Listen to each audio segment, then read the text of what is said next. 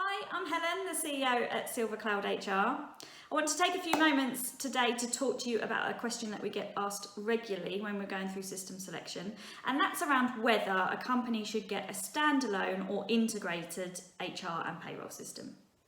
So there's some pros and cons of both, and there's not a right or wrong answer. But if I just take both scenarios and talk through those, it might be useful for you. An integrated system is where you've got one database that manages both your HR and payroll process. So in theory, when you have an onboarder or when you've got a leaver, you enter the data into your HR system and then it automatically flows through into your payroll system. So that gives you some real benefits. That means you don't have to key the data in twice. It means you don't need additional forms. In theory, everything just flows through the system and it's all there in real time. So all the payroll person will need to do is run their processes at the end of the month and all the data should be in there. It should be a lot more straightforward. That's great if that works for you.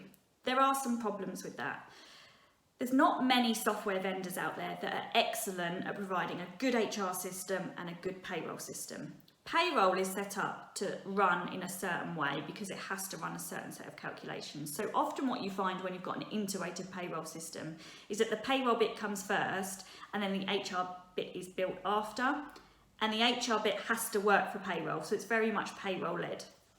That might be okay depending on what your needs are, but sometimes it can be quite restrictive for what the HR needs to do and it might reduce some of the innovation within the HR system. Not always, there are lots of vendors out there that have mastered both, but sometimes that can be a problem. The other issue that we find is that if a software vendor is good at one bit but not the other, you're tied in. It's really hard to change one or the other once they're integrated. So if you're not happy with the payroll service, really you've got to change a whole HR system if you want to make a change. So sometimes it's better to keep the two separate so you've got more flexibility. Years ago, there was a real drive towards integrated HR and payroll systems, and all the software vendors were wanting to build their own payroll module so they can offer that.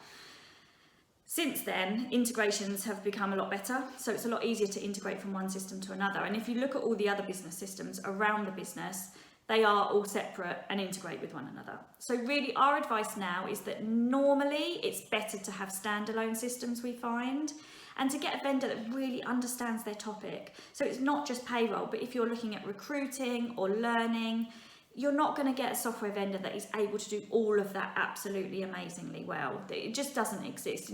Quite understandably it doesn't. So be really open-minded about it. Think about what you might need, what's important to you, and don't be scared to have bolt-on systems.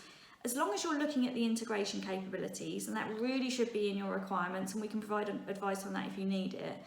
But as long as it's got good integration capabilities, effectively you can just integrate systems together, and then you can get the best of all the different modules that you need. There are some exceptions to that. Sometimes if you're a retailer or you work in hospitality or leisure, you've got a lot of shift patterns, you've got a lot of people coming and going, there's a lot of turnover, or there's a lot of seasonal workers.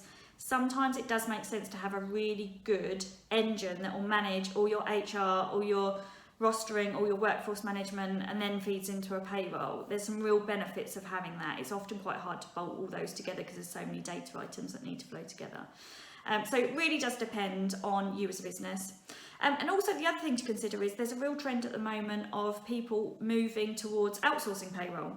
So you might think that an integrated HR and payroll system is the right thing for you at the moment, but actually in the future it might be a decision that you want to outsource and give your payroll to a specific vendor to take care of that. And obviously if you've got an integrated system, that's harder to do. So that's another thing, it's just restricting you.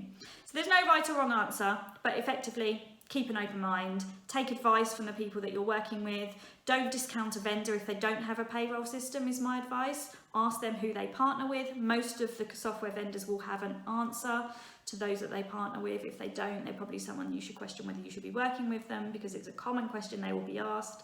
So keep an open mind, that's our advice.